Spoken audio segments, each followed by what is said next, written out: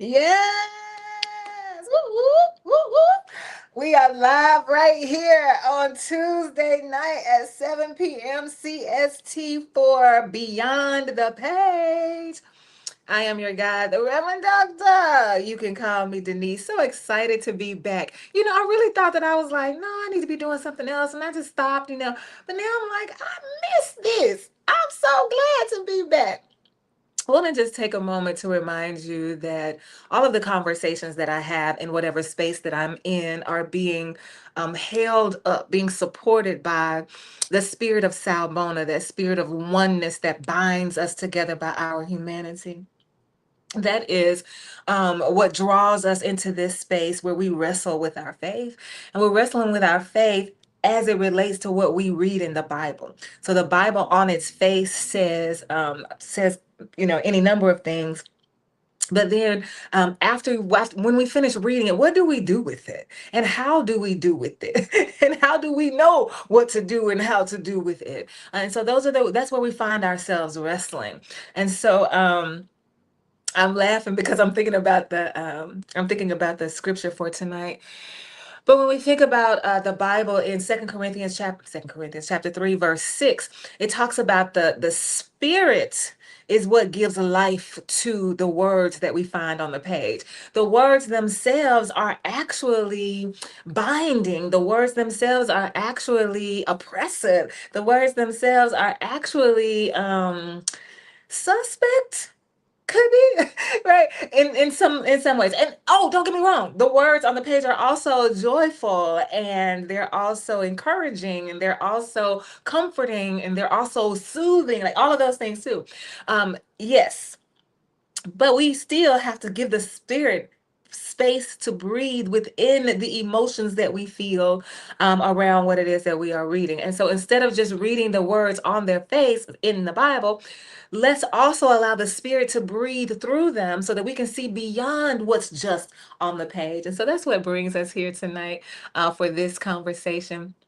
I'm in a different spot in the house.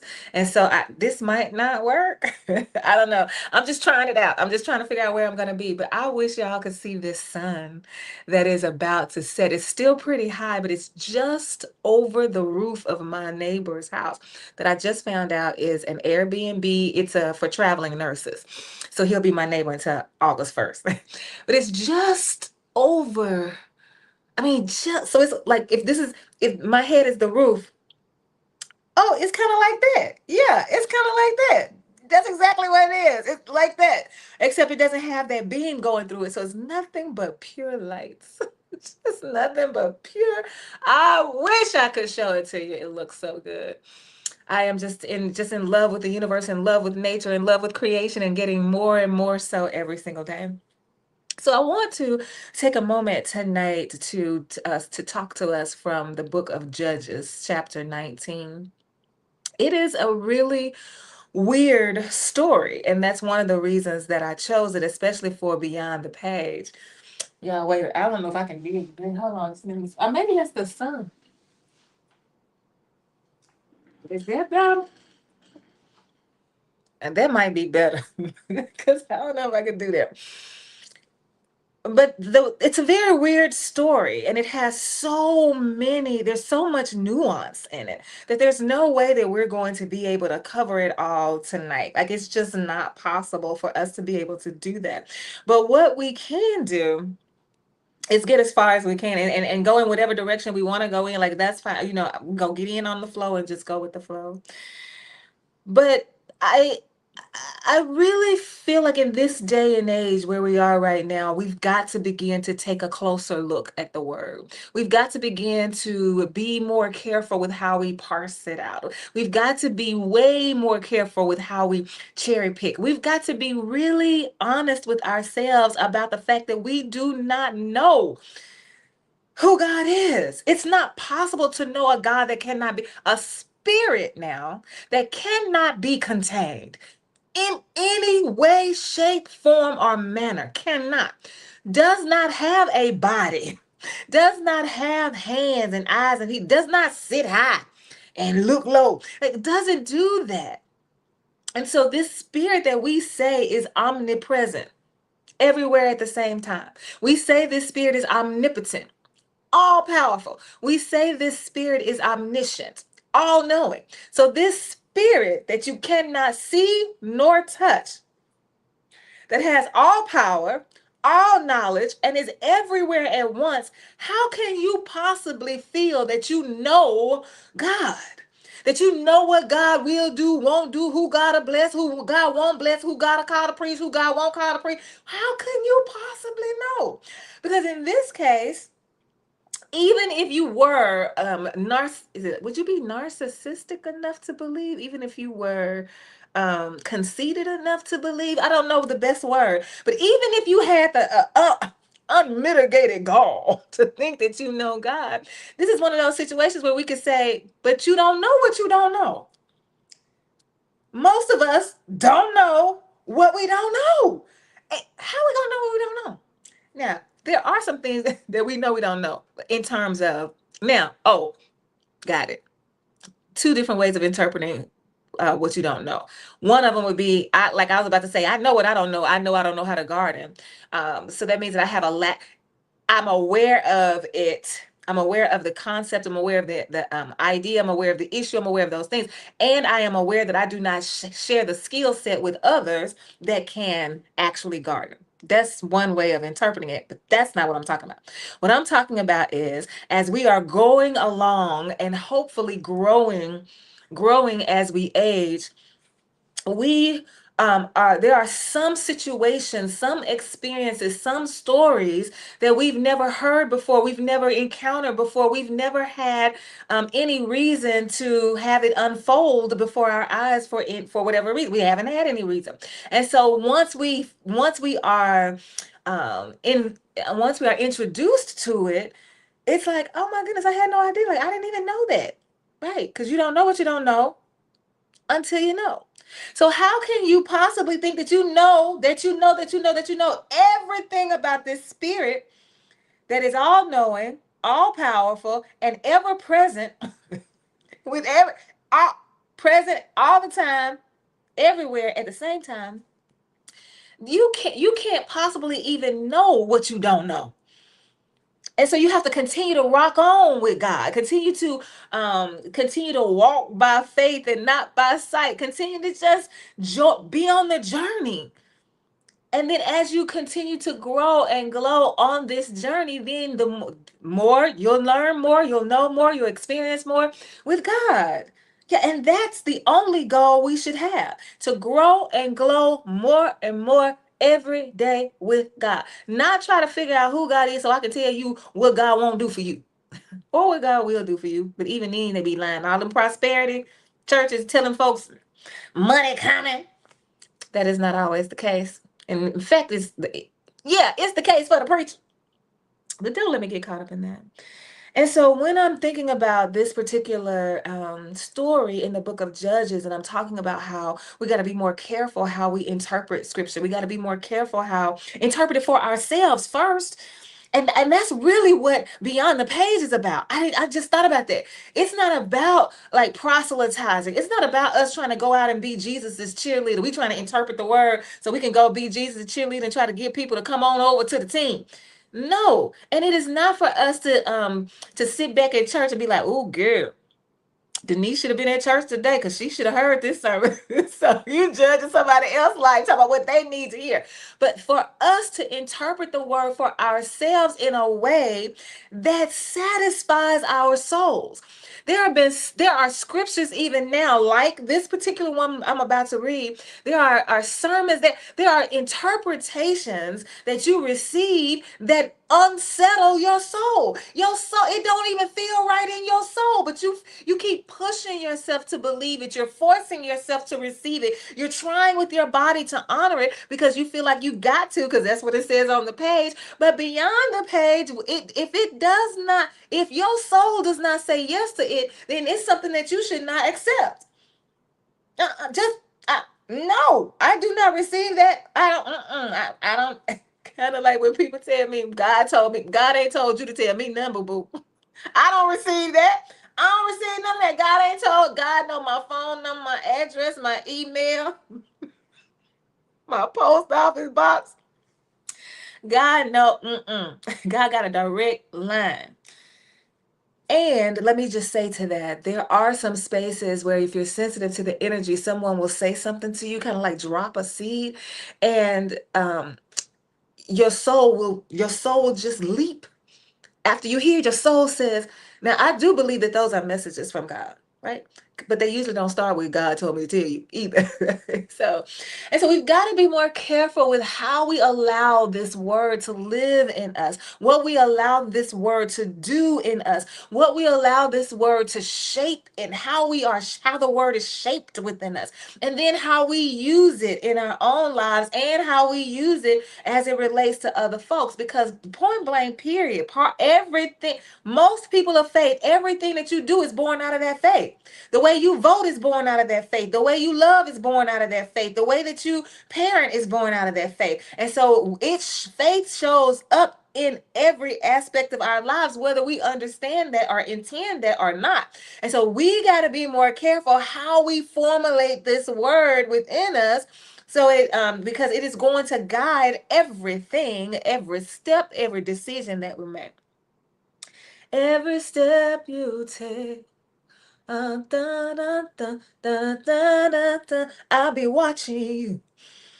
So here's this story. I'm gonna read it from. I remember I still am using. Of course I am. I love this Bible, the Lectio Bible. So there are no verses. There are no chapter titles. There are no verses. It's just the story. And so I want to read just the story. I know people might have questions, or I know people want to stop and be like, wait, what? And we can do that. We can do all of that. But first, I want to just enter it into this space just as the one piece that the Bible intends for it to be. And then we can circle back and be like, but wait, what? But what? But whoop, whoop, whoop, whoop. I'm trying to learn how to say that. So that's what I'd like to do. And I am going to take a moment for us to see law afterwards. So I'm going to read the entire chapter of Judges, Judges 19, and then I am going to pause for about 7 Mississippis and give us a moment to just pause and calmly think about that. So that's what Selah means, Selah. Pause and just calmly think about that. We don't do that enough. I think before I left the pulpit in Gulfport, I had gotten to the place where I would do that. Like after the word, I would just pause for a moment. I wouldn't say Selah. I don't think that I was paying attention to that word at the time. I would say let it fall on you or something like that. Let it rest on you or shower you or something like that. I would say something poetic, of course. So I just want you to listen to this. Oh, I'm going to put it up. I was about to read it from the Bible, but I'm going to put it up right now.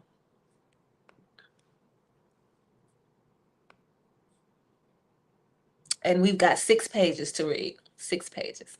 Here we go. This is Judges chapter 19 from the New International Version of the Bible. In those days, Israel had no king. Now a Levite who lived in a remote area in the hill country of Ephraim took a concubine from Bethlehem in Judah, but she was unfaithful to him. She left him and went back to her parents' home in Bethlehem, Judah. After she had been there 4 months, her husband went to her to persuade her to return. He had with him his servant and 2 donkeys. She took him into her parents' home, and when her father saw him, he gladly welcomed him. His father in law, the woman's father, prevailed on him to stay. So he remained with him 3 days, eating and drinking and sleeping there. On the 4th day, they got up early and he prepared to leave. But the woman's father said to his son in law, refresh yourself with something to eat, then you can go. So the 2 of them sat down to eat and drink together. Afterward, the woman's father said, please stay tonight and enjoy yourself. And when the man got up to go, his father in law persuaded him, so he stayed there that night.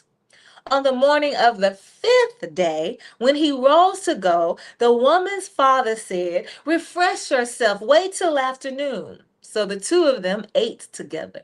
Then, when the man with his concubine and his servants got up to leave, his father in law, the woman's father, said, "Now look, it's almost evening. Spend the night here. The day is nearly over. Stay and enjoy yourself. Early tomorrow morning, you can get up and be on your way home." But unwilling to stay another night, the man left and went toward Jebus, that is, Jerusalem, with his two saddled donkeys and his concubine. When they were near Jebus and the day was almost gone, the servant said to his master, "Come, let's stop at this city of the Jebusites and spend the night." His master replied, "No, we won't go into any city whose people are not Israelites. We will go on to Gibeah." He added, "Come, let's try to reach Gibeah and Ramah and spend the night in one of those places." So they went on, and the sun set as they neared Gibeah in Benjamin. There they stopped to spend the night. They went and sat in the city square, but no one took them in for the night. That evening, an old man from the hill country of Ephraim, who was living in Gibeah, the inhabitants of the place were Benjamites, came in from his work in the fields. When he looked and saw the traveler in the square, the old man asked, "Where are you going? Where did you come from?" He answered, "We are on our way from Bethlehem in Judah to a remote area in the hill country of Ephraim where I live. I have been to Bethlehem in Judah, and now I am going to the house of the Lord. No one has taken me in for the night. We have both straw and fodder for our donkeys, and bread and wine for ourselves, your servants, me, the woman, and the young man with us. We don't need anything." "You are welcome at my house," the old man said. "Let me supply whatever you need. Only don't spend the night in the square." So he took him into his house and fed his donkeys. After they had washed their feet, they had something to eat and drink. While they were enjoying themselves, some of the wicked men of the city surrounded the house.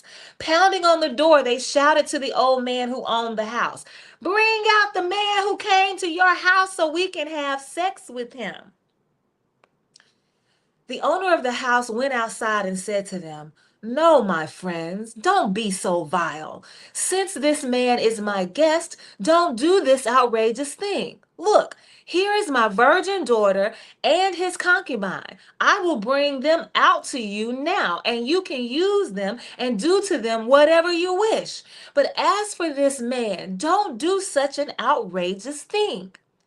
But the men would not listen to him. So the man took his concubine and sent her outside to them, and they raped her and abused her throughout the night. And at dawn, they let her go.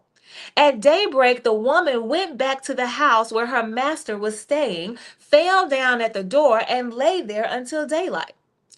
When her master got up in the morning and opened the door of the house and stepped out to the concubine on his way, there lay his concubine.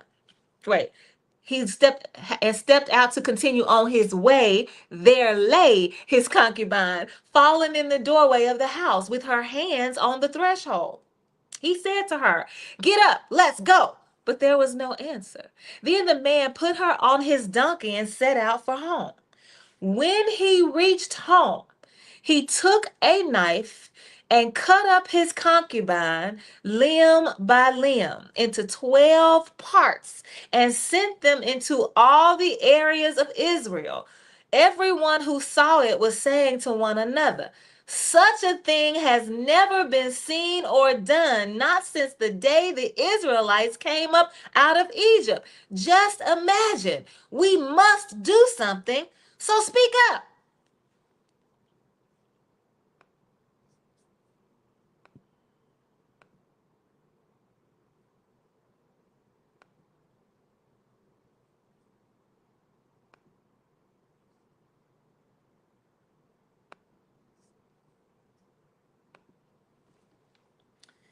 That's Judges chapter 19. I wanted to take a moment for us to Selah, to pause and calmly think about that as it just relates to the story. But now I just like to take a moment to hold space for the woman in this story. The woman who is not named, have no idea what her name is. And I personally love it when the Bible does that. Because when there's somebody's name, then the story is always about that person, as if the story can never be applied to anybody else. We in this world, we don't think very deeply. They don't want us to think very deeply. And however much we used to think, we ain't even thinking half that much now. And they want it to get worse.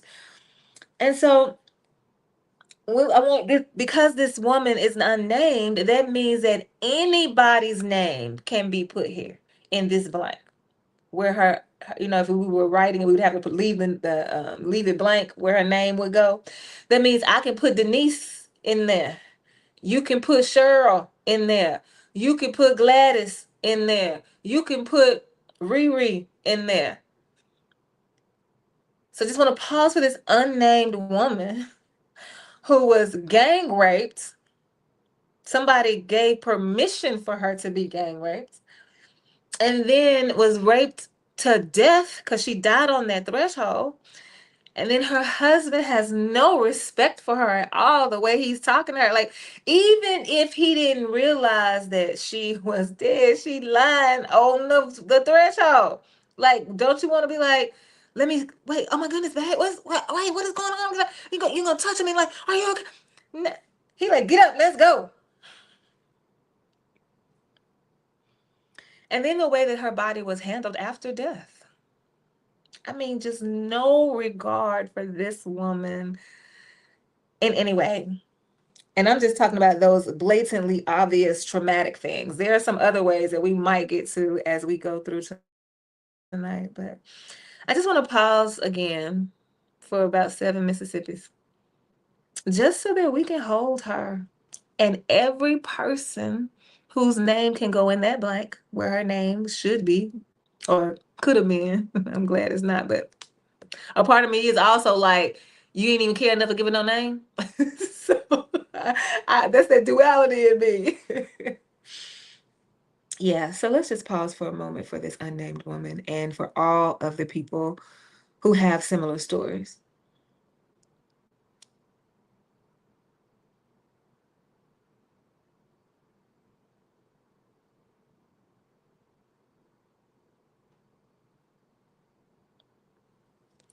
So here's the flyer that I made for tonight, and I gave it this title. It's called Sinful Symbolism. That's what the topic for tonight is, sinful symbolism. And I try to choose some images that go along with what happened in the story.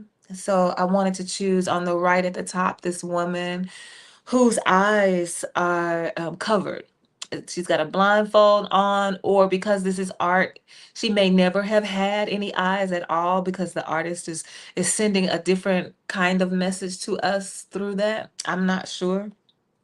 Um, but I know when I'm thinking about how the world treats women as second class citizens in so many ways, and it's historic. It's historical, of course.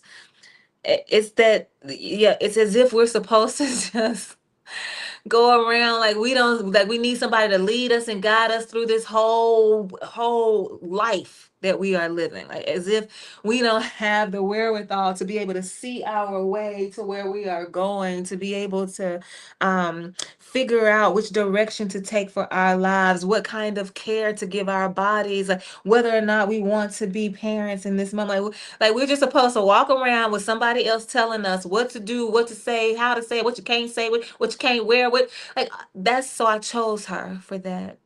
And so the symbolism is, to me, sinful, full of sin. And then on the left-hand side, a friend of mine, we were on the radio show talking about this about a couple of weeks ago. Maybe it was last week, I'm not sure. But we were talking about AI and how AI is something that I know what I could do. because I want to see myself. This is what I'm supposed to do. So AI is how we're going to have to be careful with it and how it's already being used.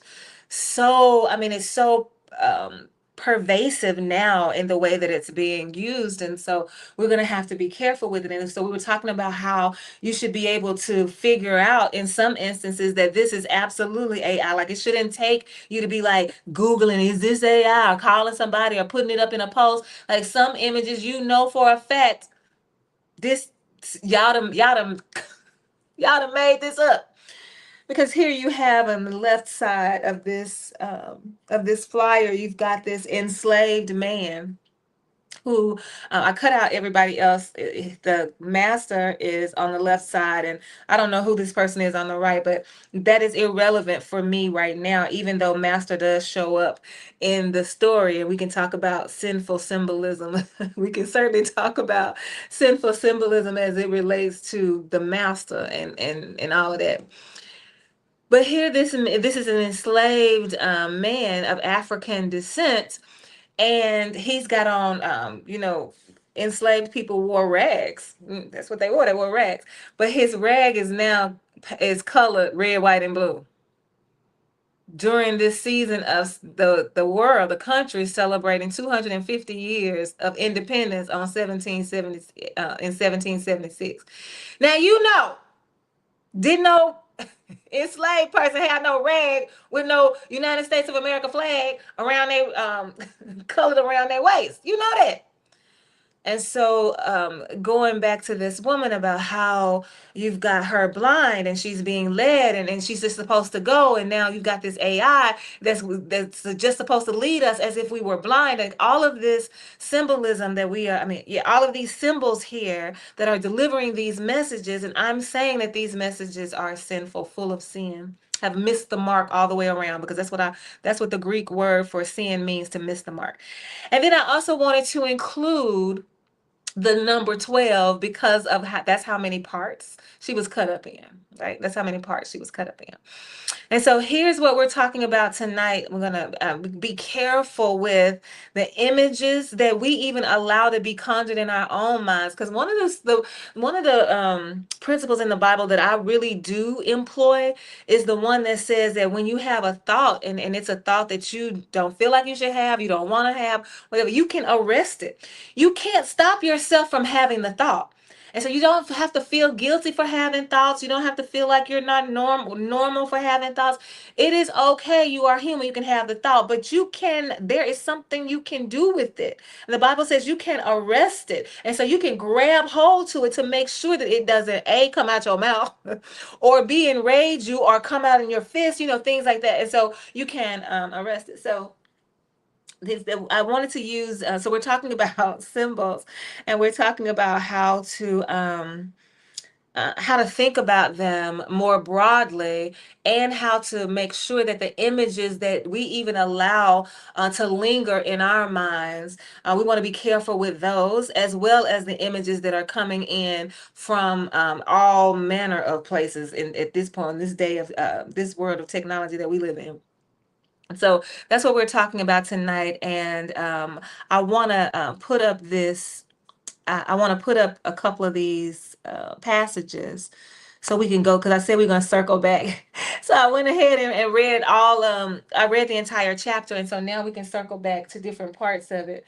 But I wanted to read it into your hearing as the one story that this particular Lectio Bible intends for. That's how it intends us to read the Bible.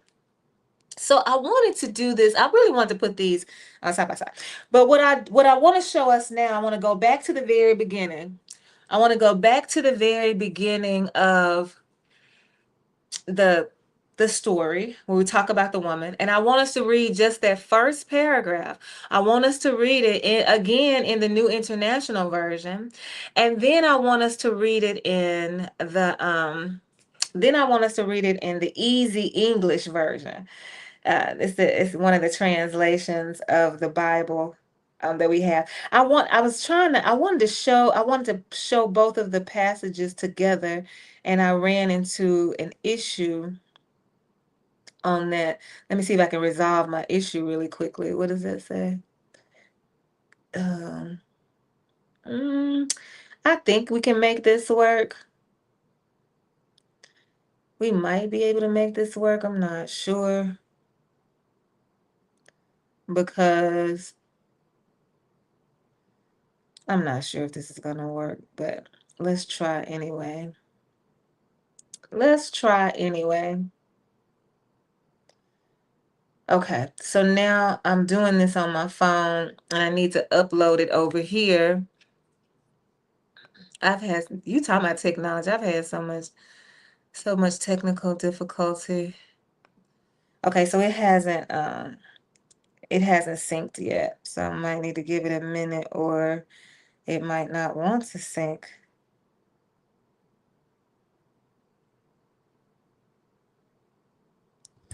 Okay, I realize I should not be doing this. I should not be doing this.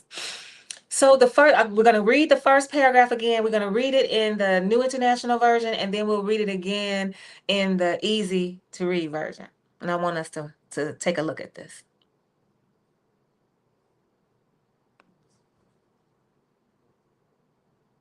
Which one is this? New International Version. In those days, Israel had no king. Now, a Levite who lived in a remote area in the hill country of Ephraim took a concubine from Bethlehem in Judah. But she was unfaithful to him. She left him and went back to her parents' home in Bethlehem, Judah. After she had been there 4 months, her husband went to her to persuade her to return. He had with him his servant and 2 donkeys. She took him into her parents' home, and when her father saw him, he gladly welcomed him. His father in law, the woman's father, prevailed on him to stay. So he remained with him 3 days, eating and drinking.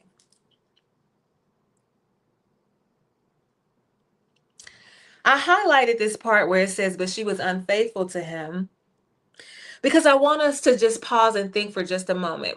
As soon as you saw those words, especially since I highlighted them, did you automatically think something negative about the woman when you found out she was unfaithful? Oh, okay. So she's an adulteress. Oh, okay. So she is a cheater. Oh, okay. She practices infidelity. Like, did you feel any bitty tiny bit of anything at once you saw this highlighted, but she was unfaithful to him? I asked the question because I'm having difficulty believing that she was unfaithful to this man because of what's happening around her in the process. So in this day and age, remember the woman from the flyer has blind, she doesn't have eyes to see, because the woman is not supposed to. You don't need to you don't need to be able to see, because we're gonna lead you and guide you in the way that you just follow us, and we're gonna make sure that you get to wherever we want you to go and have the life, and for you to live the life we want you to live. So for her to even decide she was going to leave him is okay. Wait now. And then for her to get to her daddy's house and her daddy not say, hey, you you need to come in here.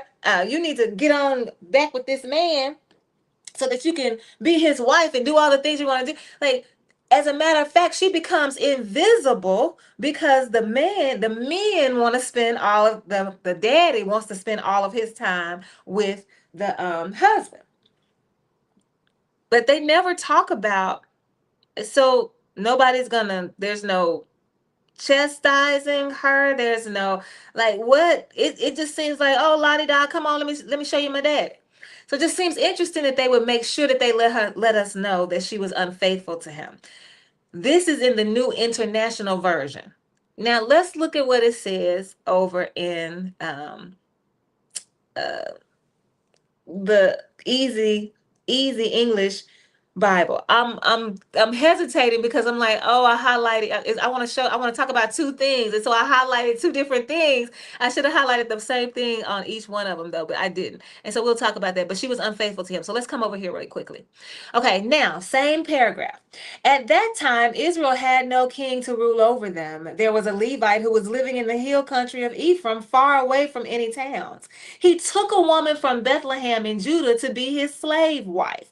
But she became angry with him. That's where the other part is highlighted. The other one is highlighted right here. But she became angry with him. The first one says, but she was unfaithful to him. This one says, but she became angry with him. She was unfaithful to him. She became angry with him. She left him and she returned to her father's house in Bethlehem. After she had been there 4 months, her husband went to find her. He wanted to ask her to return home with him. He took his servant and 2 donkeys with him. When he arrived, she took him into her father's house. Her father was happy to see him. He asked the Levite to stay there with them, and he stayed for 3 days. They ate food and they drank wine together. The Levite slept there.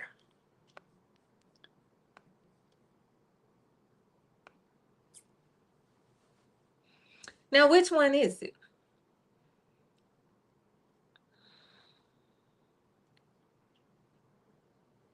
Was she unfaithful?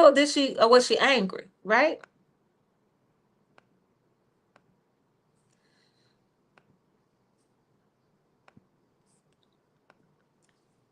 There's a big difference to me in being unfaithful and being angry. And both of them are just using both of these words to describe this woman that you don't even care enough to name.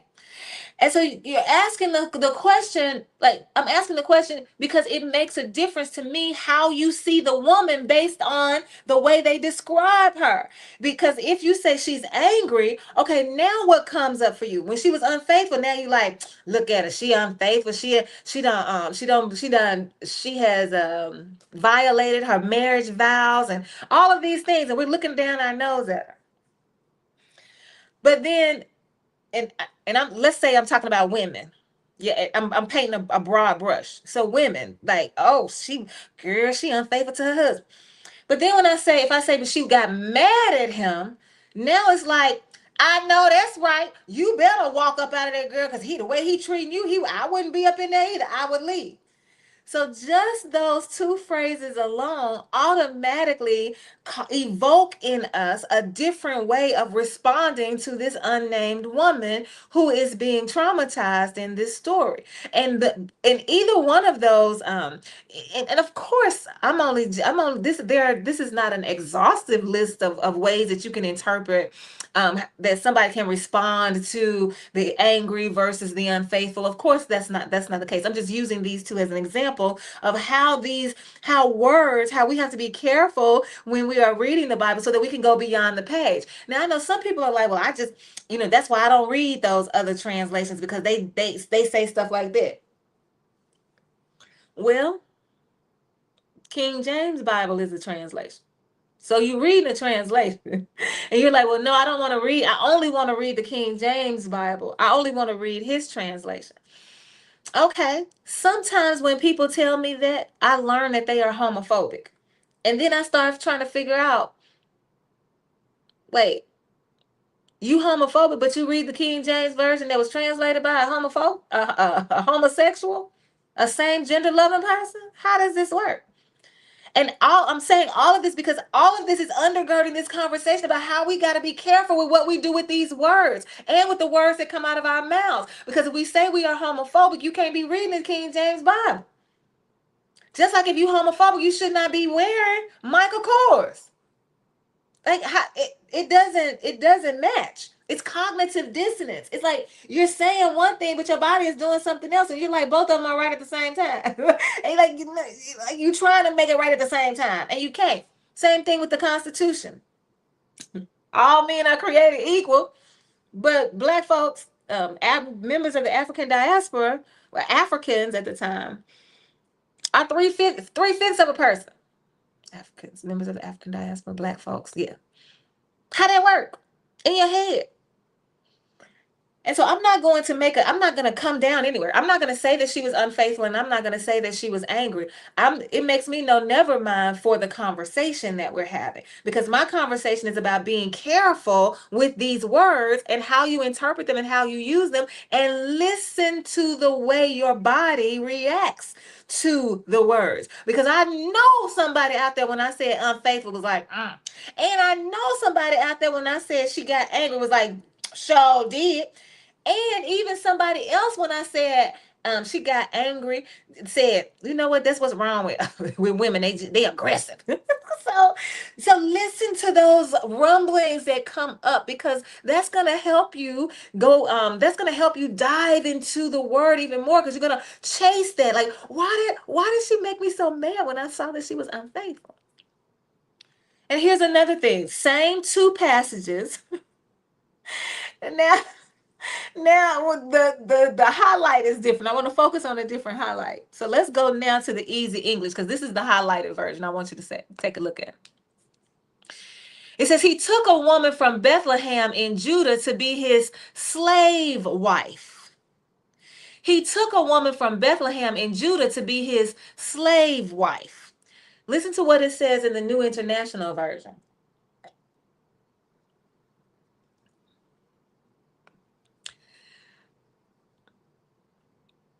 Now, a Levite who lived in a remote area in the hill country of Ephraim took a concubine from Bethlehem in Judah. Took a concubine.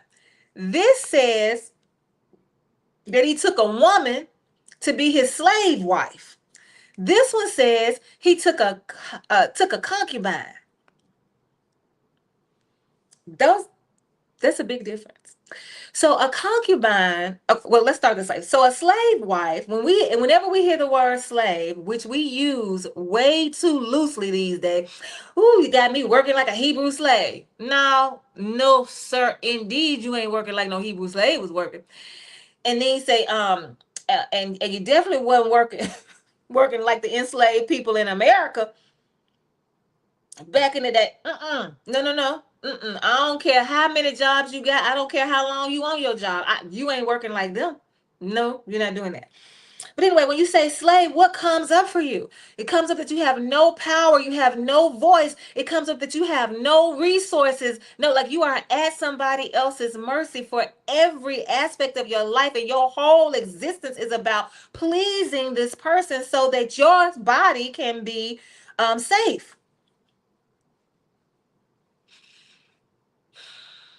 I'm trying to see if I'm gonna correct myself, because, you know, I'm mixing I'm mixing the two enslaved people's experiences here, and I realize that because the way that enslaved people were treated in this country, on this soil, is not the same way that they were treated in the Bible. And so that's important to note, but I kind of feel like it's okay for me to to meld them together right now, for the sake of the conversation, because that's not what the conversation is about. The conversation is about how we are using this language, what we're reading on the page, how it impacts us. And so we've got the easy English that says that he took a woman from Bethlehem in Judah to be his slave wife. What comes up for you? So he took a woman.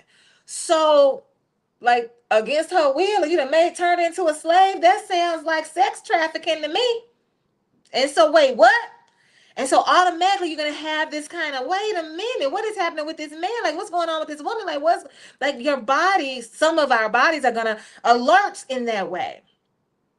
But when you say in the New International Version, that he took a concubine does have power. A concubine is a wife. A concubine is legal. Now, she's a secondary wife, but she's a wife nevertheless. She's legal nevertheless, which means that she has some rights nevertheless, even though she is the secondary one. So if you say he took a woman and turned and made her a slave wife as opposed to a concubine, look at what we've done with those words. Look at what we've done. And so again, I can hear somebody say, well, that's why you can't trust all the translations. All of them are translations. You can't trust it. If you can't trust this one, you can't trust the one you read. How come How come yours would be trusted, but the other translations would not? How would that work? And so that means we've got to make some decisions. Because oh, I know, better example.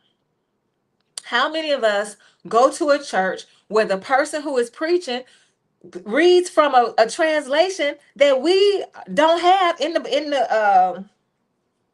pew?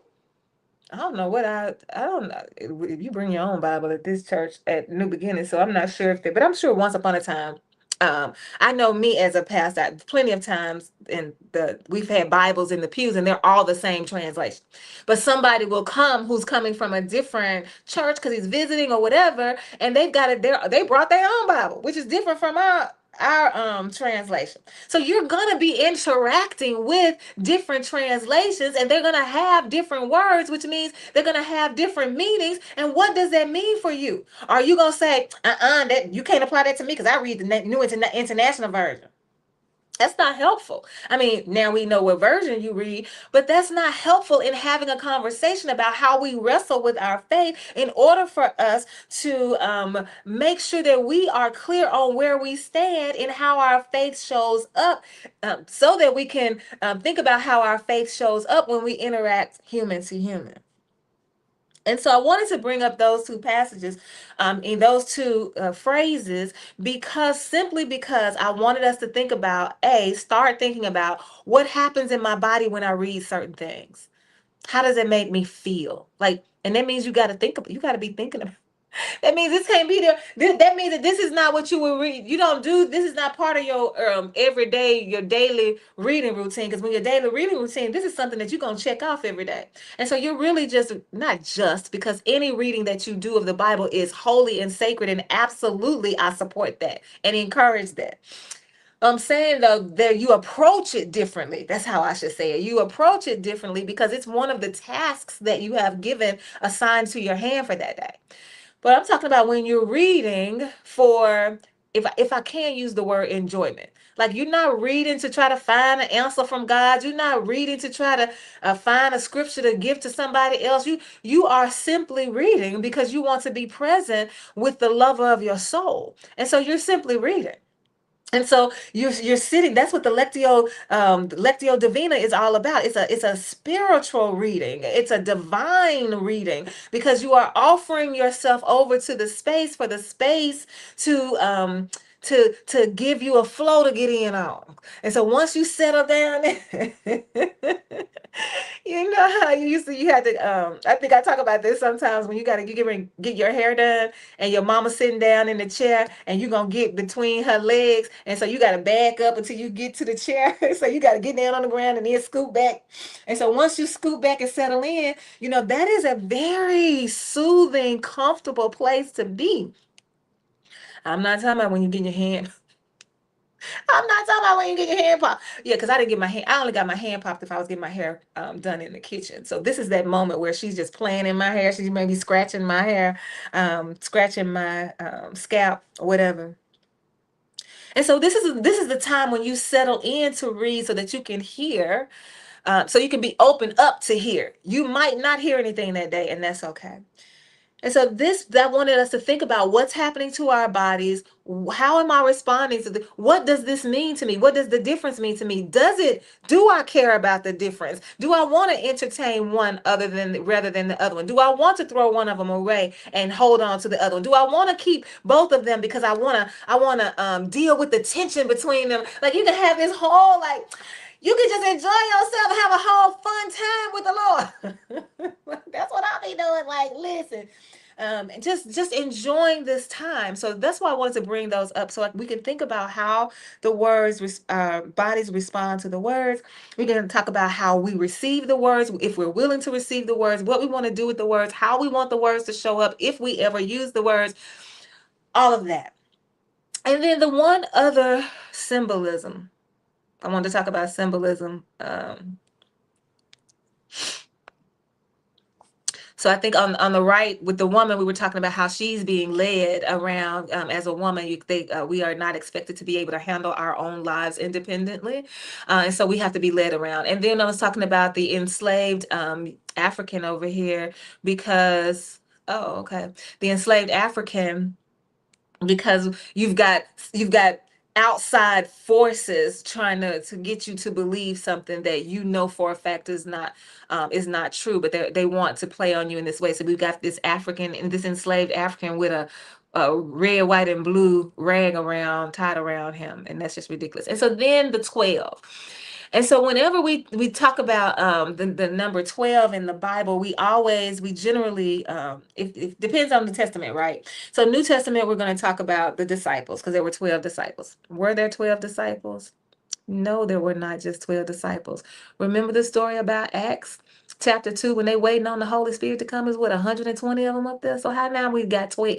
Anyway, but we use 12 as a symbol of the number of disciples. We use 12 in the Old Testament. We talk about it in terms of the number of tribes. And so I'm just going to stick with 12 right there. And so this number 12 becomes this important thing, it carries this significance, this weight for those of us who are numerologists, numerologists,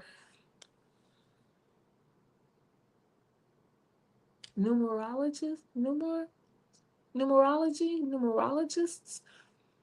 numerologitarians. But those of us who think about numbers and sometimes study numbers and what they mean. So 12 carries this weight, and we've given it this weight, right? The number 12 don't carry no weight. It don't carry no weight. But we've given it the weight, especially in the church. This number is important. And so now when this woman has been raped and abused and murdered, the man is so upset with the fact that his property is now, well, not his property, his wife, but his wife, yeah, because she's his wife. His wife has now she can't even get up and walk home or come get on back home to me. He cuts her body up into 12 pieces. And so the significance for this, and so then he's gonna mail them out to the tribes. Like, how did they get the piece? Like, I don't, anyway. I gotta think about that some more, but I've been thinking about that. I'm like, cause y'all, it ain't like y'all got no mail delivery service.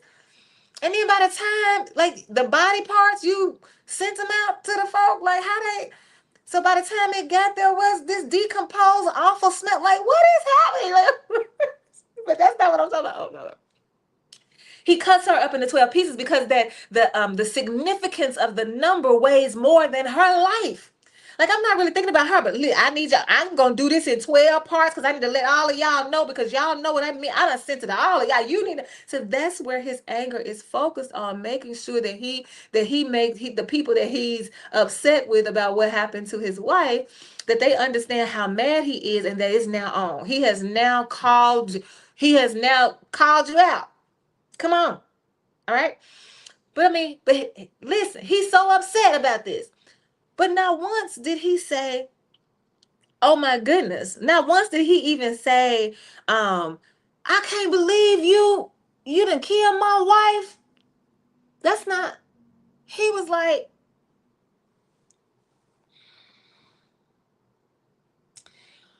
he did say those things because he was cutting her up in those parts. But what I'm saying is he really is not, doesn't care about her loss of life.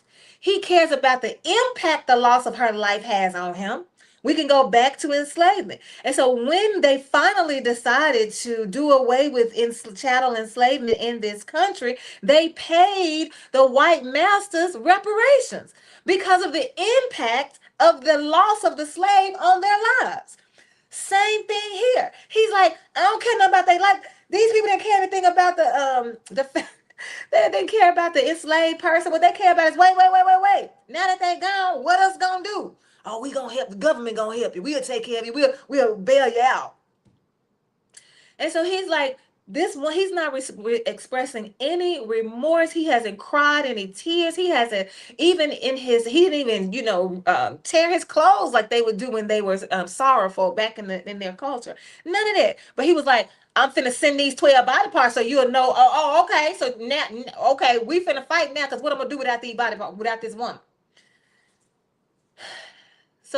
So we get caught up in the weight, the significance that we give stuff that don't have anything to do with anything as it relates to our relationship with God. God ain't said to nobody the 12 ought to be a good number for you. God ain't said that to nobody. Nobody. Because if we want to think about, first of all, does God, like, we came up with numbers, right? We came up with numbers. We made up them days in Genesis. That's all us. That's some stuff we done came. We created numbers and language and stuff. So God ain't said, wait. Let's stop right on this number 12. Something about this 12. And we do that. We give weight and power to certain words, to certain phrases, even to certain scripture. Because I was talking to a woman just today, and she was talking about how she absolutely positively does not believe that you should have sex when you are not married.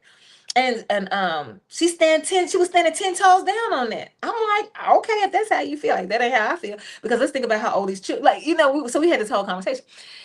But then we started talking about, I said, okay, well then what do you do? Because she said that's what it say in the Bible, and so that's why I feel that way. I said, well then what do you do with the book of Philemon or Philemon? Philemon? Yeah. Philemon. Yeah, I'm pretty sure that's how it's only one chapter. I said, well, how you feel about Philemon when this man escaped from slavery, gets to the man of God sends the man back. I said, that's the Fugitive Slave Act in the Bible, clear as day. And so she was like, well, see now, wait. So now she wants to explain this one. Now she wants the one about not having sex, hook, line, and sinker. But the one about slavery, well, wait, what? And that's what we do. And so we have given this number 12 so much weight that we are more concerned about making sure that it's 12, that we're not thinking about the harm that it's causing us trying to hold on to some symbolism. We got to let that go so that we can focus and keep the main thing, which is communing with God. That's the main thing. Because you know how it is when God get way down deep up in your soul, even when you want to do something wrong, you can't do it. You'll be like me, you got to cuss in the mirror because you know you ain't going to cuss nobody out. Now, you know that's not your character. You know that would not please your God because God did not create you to be that way. Now, I ain't say God ain't never going to say yes. Gone and ain't even gonna turn his head, ain't even gonna cover his ears when you cuss somebody out. I know there are some times, but that's not your character. That's not who you are. That's something that you have done before and might do again, but that's not the essence of who you are. And so that's what I wanted to talk about. I wanted to think about how we have these words in the Bible, and the words are so powerful in so many ways, and we can use them for good, or we can use them to cause harm, or we can take even the ones that are meant to be harmful and traumatic, and we can interpret them in ways that are still very true to who God is, because we're thinking about the ark. Remember, we're thinking about the spirit of the letter and not the letter itself. And so I got caught up on the symbolism, and I wanted to call it sinful because them cutting her up into them 12 things, blinding the women so that we don't need anybody to, thinking that we cannot handle ourselves, and then trying to force us to believe lies that you constantly tell, especially as it relates to slavery in this world. Like, no, that like these principles, these practices that we're using for the Bible will also help us in our everyday life. That's the whole, because I said that earlier, because what we believe lives way down deep, and it guides every step that we take and every move that we make, every decision too. So, yeah. Thank y'all for joining me for Beyond the Page. Beyond the Page. Be right back here next Tuesday at 7 o'clock. See you then. Bye. That's my